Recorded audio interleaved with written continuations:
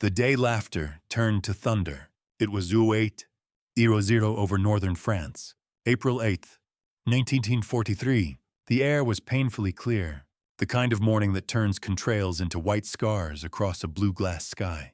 High above the Seine Valley, a new American silhouette pushed upward, barrel-bodied, tight-winged, and slow to climb. German pilots chuckled over the radio. Someone called them flying milk bottles. In a sunlit roll, a veteran ace inverted his FW-190 and peered down through the crystal canopy at the ungainly shapes below. He couldn't know it yet, but he was looking at the machine that would change the sound of the war. On paper, the Republic P-47 Thunderbolt made little sense for Europe. It was huge for a single-engine fighter, 10,000 pounds empty, stuffed with an 18-cylinder radial and a labyrinth of turbo ducts that made the fuselage look swollen. The cockpit sat beneath a greenhouse of glass. The propeller looked almost cartoonishly large. It didn't dance through turns like a Spitfire, and it didn't leap skyward like a fresh-climbed Messerschmitt. Yet that bulk hid a truth. Up high, where the air thins and engines lose their breath, the Jug could still bellow. Its engine and turbo kept power where other fighters gasped.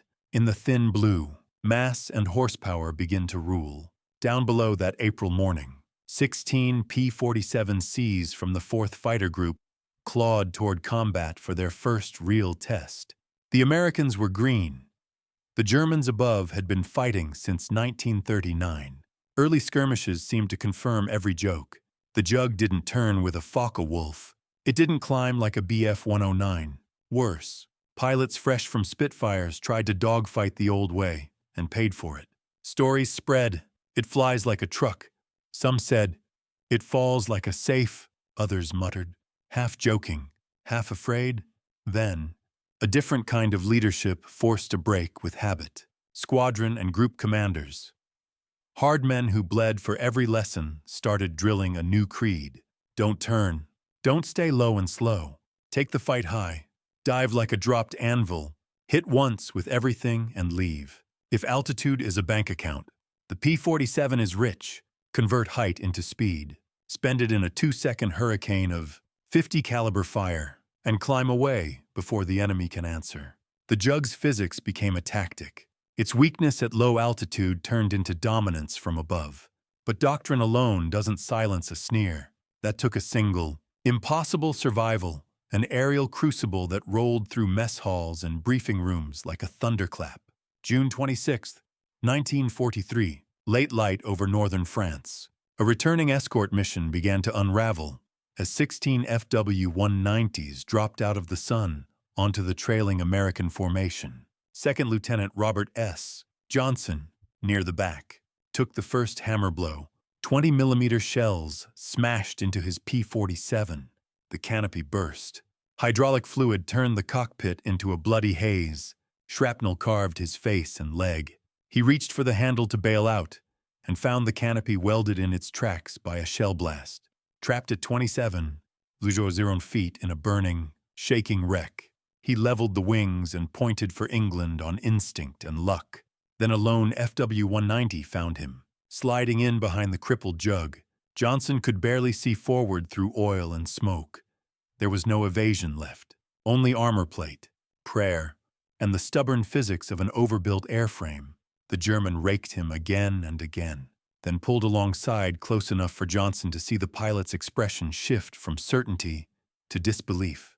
Out of cannon, then out of ammunition entirely. The Focke-Wulf finally waggled its wings and peeled away. Somehow, the Jug refused to die. Johnson limped across the coast and slammed onto the runway at Manston, engines coughing, airframe shredded. Ground crews counted holes until counting lost meaning. The story spread through both air forces by nightfall. Whatever else the P-47 was, it was indestructible. From that day, the laughter thinned. Pilots on both sides started to fear a different thing. 8 synchronized Browning, 50 caliber guns, 425 rounds in each wing, a storm that could be held for longer than any dogfight should allow. Set the convergence for 300 yards, roll inverted from altitude, and let gravity wind the propeller into a howl. At the bottom of the dive, the airframe shudders, the guns speak. and a 6-foot sphere in front of the Jug turns into ruin. 2 seconds can erase an airplane. This was the heart of the transformation. Not grace, not twirls and loops, but violence delivered with mechanical certainty. The Jug didn't try to be European. It embraced being American heavy, loud, survivable, and merciless when pointed. And it kept getting better. Early Thunderbolts were sluggish climbers. Then came the paddle-blade propellers, broad metal oars that bit the air harder, hauling the Jug skyward with new urgency and sharpening acceleration when the throttle slammed forward. Ground crews grumbled about prop clearance on rough fields. Pilots grinned at the climb needle. The same airframe that once lagged now surged. The joke had been that the Jug climbed like a barn. Suddenly, the barn had a freight elevator. Range, though, remained the nagging constraint.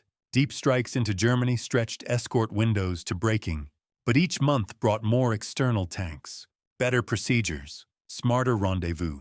And as the P-51 arrived to take the deepest legs, the Jug pivoted toward what it would come to dominate. The daylight murder of movement. Rail lines, columns, guns, fuel. In Normandy and beyond, the Jug came low and loud, and the battlefield rearranged itself under its shadow.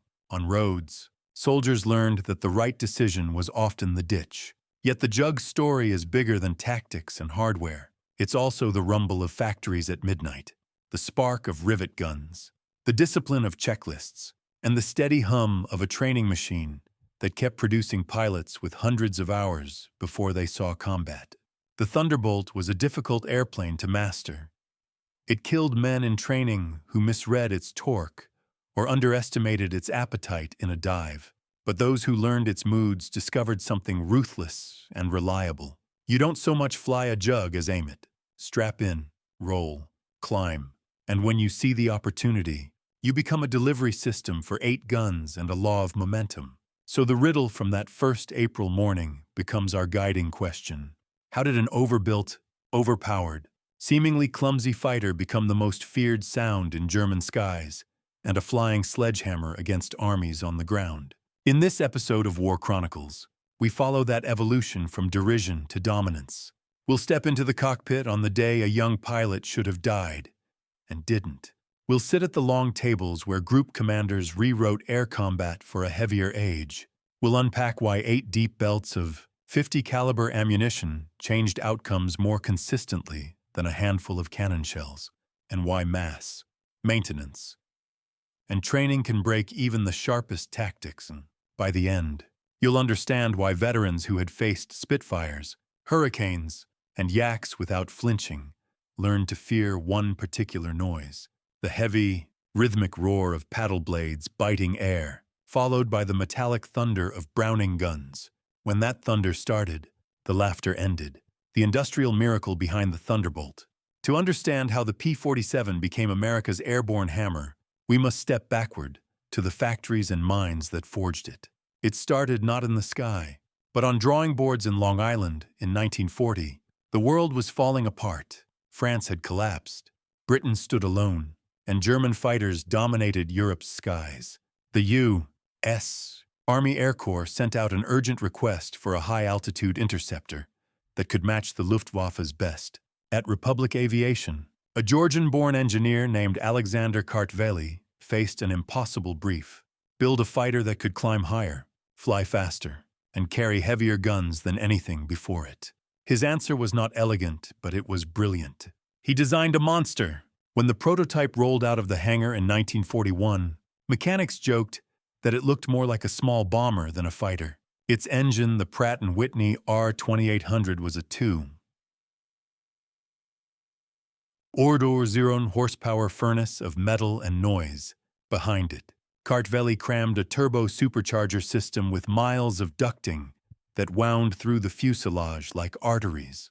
It made the airplane heavy, but it also gave it lungs. The Thunderbolt could breathe where other fighters suffocated. Test pilots approached the ungainly thing with skepticism. Yet once airborne, disbelief turned to awe. The Jug didn't dance, but it soared at 30,000 feet, while Messerschmitts began to falter. The Thunderbolt was just hitting its stride. Baptism by fire. Still, Paper performance means little until bullets fly. The Jug's first months in combat were a brutal classroom. Between late 1942 and early 1943, training accidents claimed dozens of lives. It ground-looped on takeoff, rolled under torque, and dove so fast that its controls froze solid from compressibility, a mysterious new aerodynamic demon no pilot had encountered before. But those who survived learned to respect its temperament. Lieutenant Robert Johnson would later say, "It was like strapping yourself to a locomotive. You didn't fly it, you aimed it." By mid-1943, that locomotive was rewriting expectations. German pilots who once mocked it now whispered about its dives.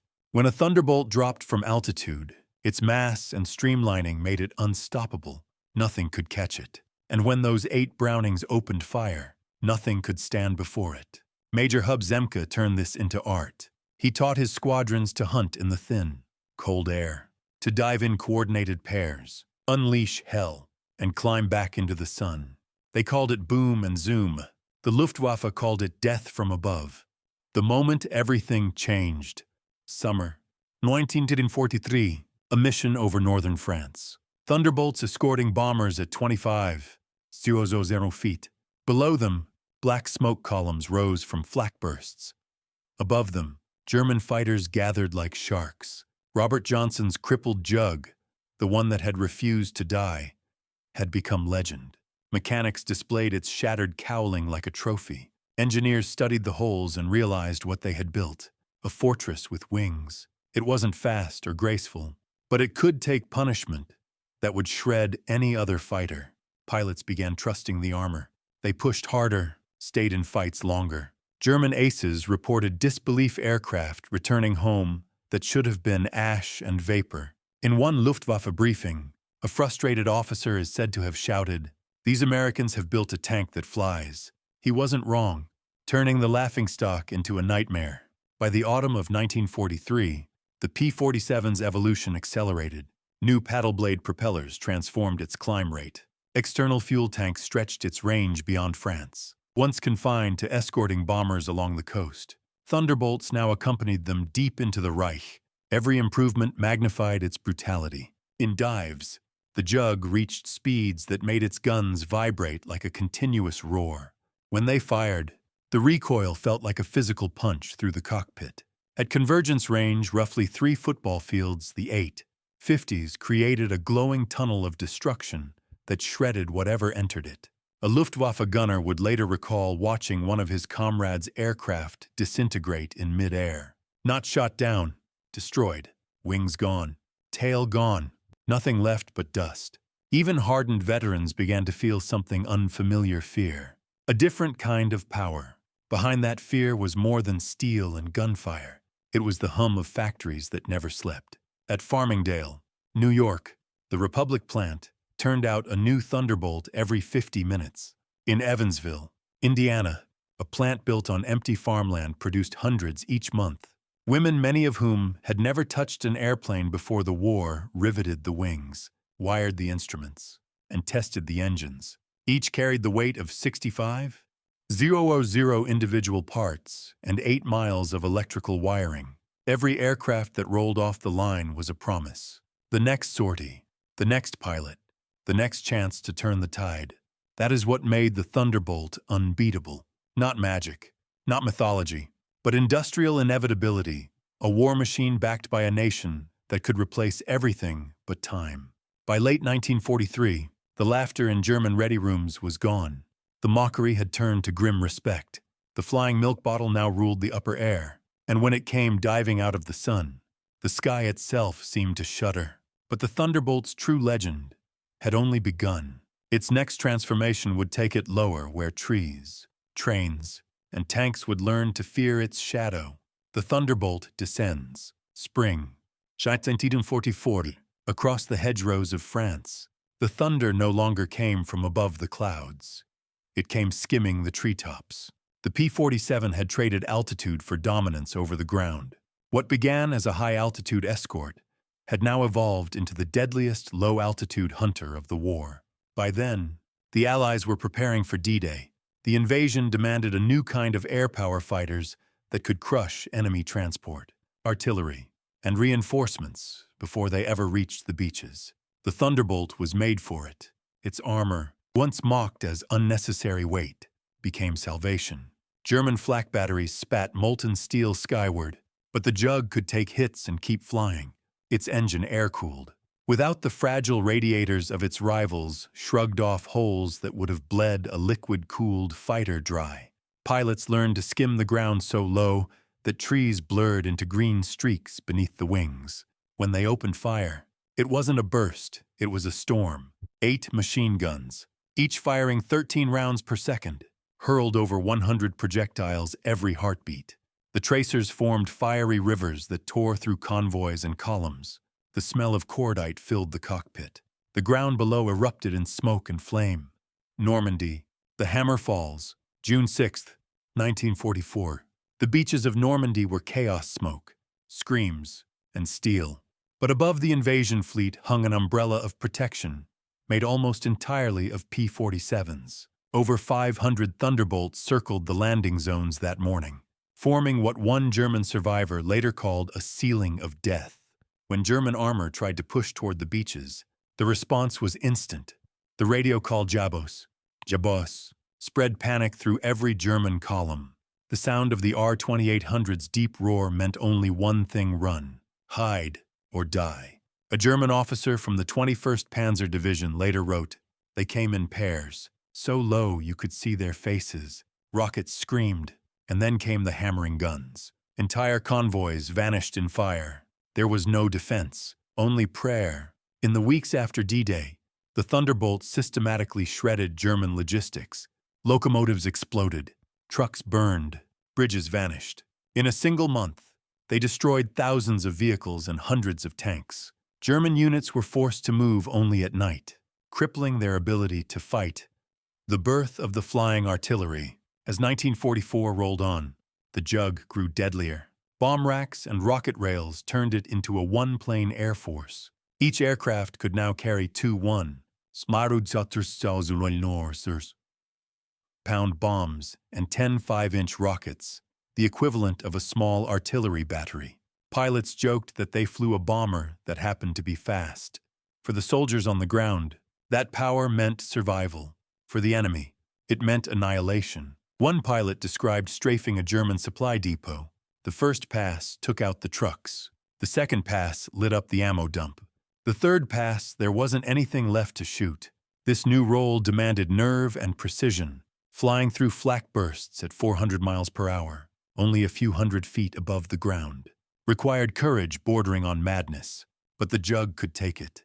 Time and again, pilots brought home aircraft with holes the size of fists through the wings, with oil pouring from the cowling.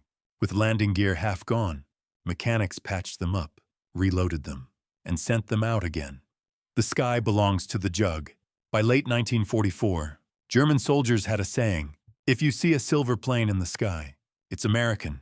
If it's big and ugly, it's a Thunderbolt. Even the Luftwaffe began to understand the futility. Pilots who once chased glory now faced hopeless odds. Their supply lines were bombed, their airfields shredded. Many never even reached altitude before Thunderbolts found them. Major Günther Rall, one of Germany's top aces, would later recall, "We laughed when they first appeared. We weren't laughing in 1944. The Thunderbolt came down like an avalanche. You couldn't outdive it, couldn't outclimb it, and you couldn't kill it fast enough. A machine of men and metal. Every victory in the sky was born from thousands of hands on the ground. Factory workers, men and women, day and night, kept the juggernaut alive. Each new variant pushed the limits further. Longer range, more firepower, better armor. By early 1945, the P-47 Anthem screamed across Europe at nearly 470 miles per hour, faster than many twin-engine bombers, and almost equal to the new German jets at low altitude. At its peak, Republic Aviation produced 1 Thunderbolt every hour. The U.S. had built not just a fighter, but a system, a seamless flow of design, production, training, and logistics that Germany could never match. The war was turning into arithmetic, and the math was merciless.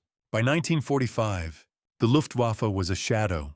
Its aces were dead or captured. Its fuel was gone. The few who still flew faced skies filled with American steel, and when the Thunderbolts appeared, sun glinting off silver wings, the sound they made was the sound of inevitability. The laughter that had begun in 1943 was now only memory. The flying milk bottle had become the thunder that ended an empire. The Empire of Thunder. By early 1945, the war in Europe was collapsing, but not quietly. The Luftwaffe, desperate and bleeding, launched one last counterattack. Operation Bodenplatte. New Year's Day, 1945. Nearly 900 German fighters roared across Belgium and the Netherlands, aiming to wipe out Allied air power on the ground in a single strike. At airfields like Metz and Asch, the attack caught pilots at breakfast, mechanics in the hangars, and aircraft lined up wingtip to wingtip. The first passes were devastating thunderbolts burning on the tarmac, fuel tanks erupting like volcanoes.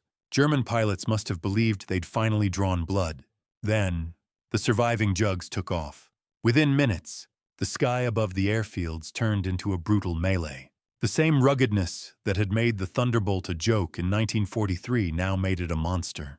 The P-47s scrambled through smoke and shrapnel, engines howling, guns blazing. When the battle cleared, the Luftwaffe had lost over 270 aircraft and more than 200 irreplaceable pilots.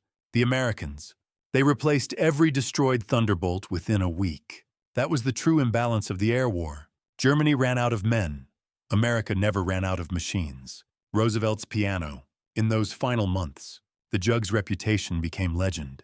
German soldiers gave it a name, Donnerschlag, the thunderclap. Pilots called its guns Roosevelt's piano, because when the 8 Brownings opened up in perfect rhythm, the sound rolled like music from hell. Captured Luftwaffe officers described the psychological toll. You did not see it first. You heard it, that heavy, roaring engine. Then the metallic hammering. Once that started, everything ended. Veterans who'd survived the Eastern Front, men who had fought in Russia's frozen skies and dueled Spitfires over Britain, now confessed they feared the Thunderbolt more than anything else. A machine forged by a nation. The P-47's strength wasn't just mechanical. It was national. It was built from America's industrial soul, brute force engineering, backed by an unstoppable workforce. Republic Aviation's lines never slept. At peak output, the Farmingdale plant rolled out one complete Thunderbolt every 55 minutes. Across the country, the Evansville factory, built on farmland that hadn't even existed 3 years earlier, produced 500 per month. Each aircraft contained over 6,500 separate parts, 8 miles of wiring, 0 pounds of aluminum, and 300 pounds of rubber. The R-2800 engine alone contained more than 2 components machined to microscopic tolerances. Yet the workers, many of them young women, who had never touched an aircraft before the war, assembled them faster than anyone thought possible. Fuel, ammunition, and logistics followed the same rhythm. Each Thunderbolt sortie consumed 100 gallons of high-octane fuel per hour, and the U.S. shipped millions of gallons across the Atlantic monthly to feed the war machine. Factories in Missouri produced 30 million rounds of 50 caliber ammunition each month. That was the quiet miracle of the Jug. It wasn't just one airplane. It was an ecosystem of American production that made victory inevitable. The final duels. Even in the twilight of the war, new enemies appeared sleek. Silver jet fighters like the Me-262, faster than any piston aircraft alive. On paper, the jets were untouchable. In practice, the Thunderbolt still found ways to win. Pilots learned to catch them during takeoff or landing. When the jet engines were slow to spool, they dove from altitude, the airspeed needle pushing 500 miles per hour. The wings trembling under stress. One American ace described it simply: you didn't chase them. You hunted the moment they slowed down, and you struck like lightning. When the Browning spoke, even the jets shattered. The 50 caliber rounds punched through aluminum and ignited fuel lines before the pilot could react. It was a strange poetry, the old piston-driven titan slaying the future, the end of the Luftwaffe. By April 1945, Germany's air force was a ghost. Airfields lay cratered, fuel depots burned, The few surviving pilots were barely trained, sometimes with less than 50 flight hours before combat. Many faced jugs with barely enough fuel for a single pass. A captured German lieutenant, barely 19, told his interrogators, "We heard them before we saw them. That sound. We called it the end of the world." He wasn't exaggerating. In the final months, the Thunderbolt dominated every altitude. Every mission-type fighter, bomber, and artillery rolled into one. What the Thunder meant. When peace finally came, the numbers spoke louder than any boast. 15, 683 Thunderbolts built. Faltered, 6-to-1 kill ratio in air combat. Over 200 sorties flown. Tens of thousands of enemy vehicles destroyed. But behind every statistic was something deeper. The philosophy of overwhelming perseverance. The Thunderbolt wasn't perfect. It wasn't even pretty. But it embodied a nation's belief that strength, endurance, and adaptability could overcome anything: style, elegance, or fear. Decades later, at a reunion of former German and American pilots, one Luftwaffe veteran summed it up with haunting honesty. "We laughed at them in 1943. By 1945, there were no German pilots left to laugh. The P-47 Thunderbolt was more than a machine. It was a statement. It proved that in modern war, survival and firepower mattered more than grace. It was a flying fortress, a mechanical thunderclap, and the sound of inevitability in a sky once ruled by eagles. And when those 8 Brownings roared, every man who heard them knew the thunder belonged to America. In the end, it wasn't elegance that won the air war. It was endurance. The laughter that echoed across the clouds of 1943 had become, by 1945, the silence of defeat. The sky had spoken, and its voice was thunder. Legacy of the Jug. When the guns finally fell silent in May 1945, the P-47 Thunderbolt's war was over, yet its echo, deep, metallic, and unmistakable, would linger for generations. All across Europe, the wreckage of the Third Reich was dotted with its fingerprints: shattered rail lines, burnt convoys, twisted tank hulls still marked by the punctures of 50 caliber rounds. On the airfields of France, Britain, and Belgium, rows of jugs waited quietly for orders that would never come. Their pilots, farm boys, mechanics, and college kids stood beside them, squinting at a horizon that no longer held an enemy. For many of them, the Jug had been more than an aircraft. It had been a companion, a shield, a symbol of home. The smell of oil and cordite clung to their uniforms, the hum of that massive radial engine still pulsing in their dreams. They had trusted it to carry them through fire, and it had. The machine that redefined survival. When historians later dissected why the P-47 had been so successful, they realized it was never about elegance. It was about design philosophy, an American refusal to compromise. The engineers at Republic hadn't sought balance.